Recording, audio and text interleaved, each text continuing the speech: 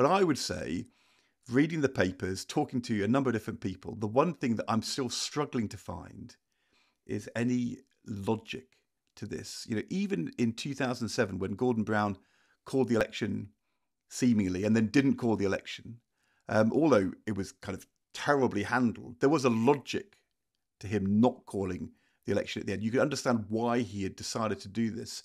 I've not yet found anybody who can explain to me why the Prime Minister, 21 points behind in the polls, with the economy finally just starting to recover, but with no sign of that really impacting on people's lives, why he's decided to go now rather than giving him and his party 3 more months to hope that things improve and, of course, wait for events to turn up. But I mean, why is he doing this? Well, so first of all, it is a real surprise. And I think it's pretty much unprecedented in modern British history. I can't think of another case of a Prime Minister who's way behind in the polls, who doesn't leave it right till effectively the last moment.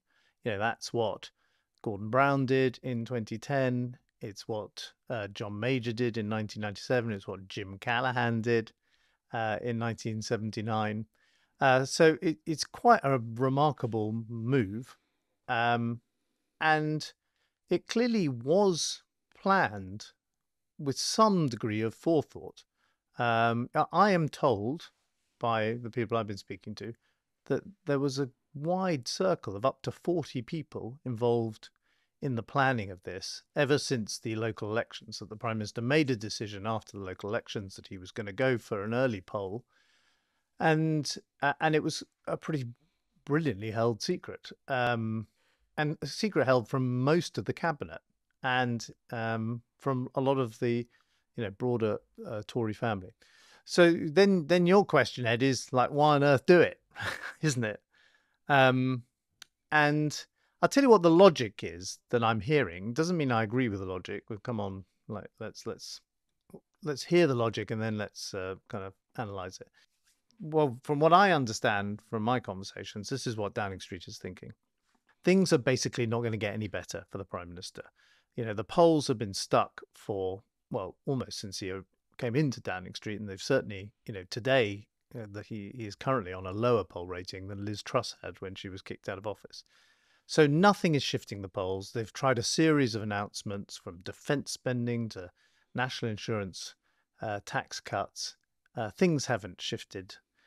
And he, is doing what he's accused of often of not doing, which is he's often accused of being dithering, of overanalyzing things, of not taking bold decisions. He's taken a bold decision to shift the dial, to get the campaign underway, to force the choice, to make people focus on the argument.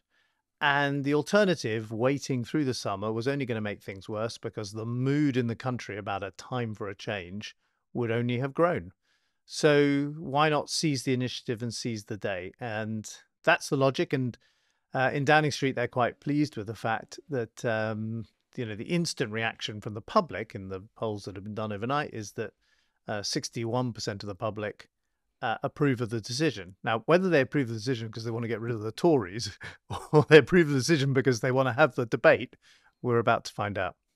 First of all, in an election, I mean, it's the closest you get to a sort of, we talked about battleground earlier, the closest you get in politics to what it's like to go to battle.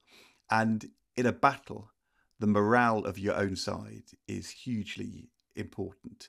And this was a surprise to the cabinet. David Cameron called back from Albania, where there was flags and pictures of his face all through the streets for him to go on a motorcade, and suddenly he's hauled back, can't even do his visit. All these Tory MPs suddenly told, you're 21 points behind in the polls and we're going for the election. You essentially got to sack your staff and clear your office in 48 hours. And, quite a lot of Conservative backbench reaction saying, why now? Surely things have got better. So my first question is, from a morale point of view, is this the best way to galvanise his party and his cabinet for the fight ahead? Well, if you use the battleground analogy, if you are outnumbered, if you are expected to lose a battle, then I guess you don't turn up on the dates that everyone expects you to turn up.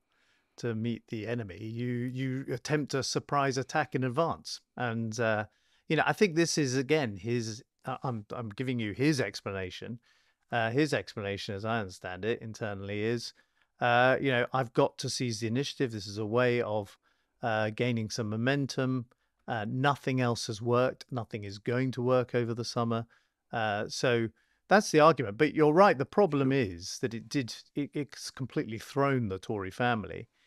And there will be quite a lot of noise inside the Conservative Party, I think, over the next few days of like, why on earth are we having this election now? Why aren't we waiting? And of course, there's a lot of human beings involved here who just haven't made plans or sort of assume they had a few months to make decisions and get. Do you take seriously this idea of there being potentially letters?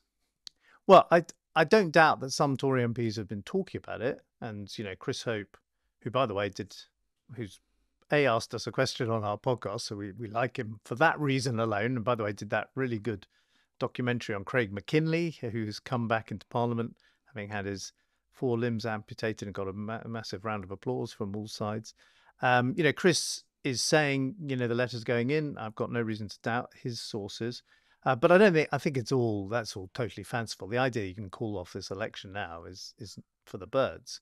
But it just shows, the problem is, if you follow the Prime Minister's logic, which is he wants to seize the initiative and get on the front foot, the combination of the noise in the Conservative Party around the decision, and I think we'll hear more of that in the next couple of days as people start talking, plus the launch itself, in Downing Street in the pouring rain, which, dismayed a lot of Tory MPs. Now is the moment for Britain to choose its future, to decide whether we want to build on the progress we have made or risk going back to square one with no plan and no certainty. Earlier today, I spoke with His Majesty the King to request the dissolution of Parliament. The King has granted this request, and we will have a general election on the 4th of July. So it is teeming with rain. There's no umbrella. He is absolutely soaked, which is reflected on every front page. And the sound of the 1997 Labour anthem, "Things Can Only Get Better," echoing from some beatbox down on Whitehall, was so loud that framed the Prime Minister's message. It was like dominating the sound, as you heard. I mean, the idea of this was a long time in the planning. My God, it was a catastrophe. Well, I think, here I am in Japan, that famous things have not turned out as we necessarily expected, whatever the Japanese emperor said after the atomic bomb.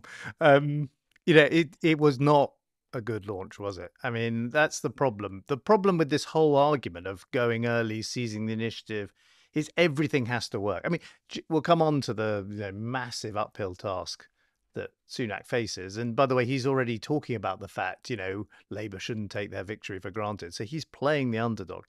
But if you're going to pull this off, the surprise early election, everything has to go right. Everything has to look slick. You have to catch your opponent by surprise.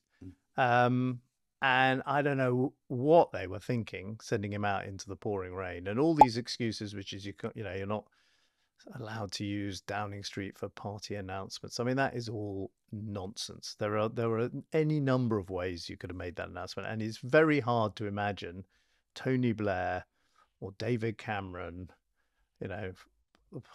or Boris Johnson even, doing that kind of thing. Like that. I don't know what happened and why it went so badly wrong, but I don't think it kind of probably matters in the sense that we'll be talking about something else in a few days' time. But it just eliminated what I'm sure that core Downing Street team wanted, which was the feeling of being hugely on the front foot in the first 24 hours. That kind of getting your first serve in, to use a sort of tennis analogy.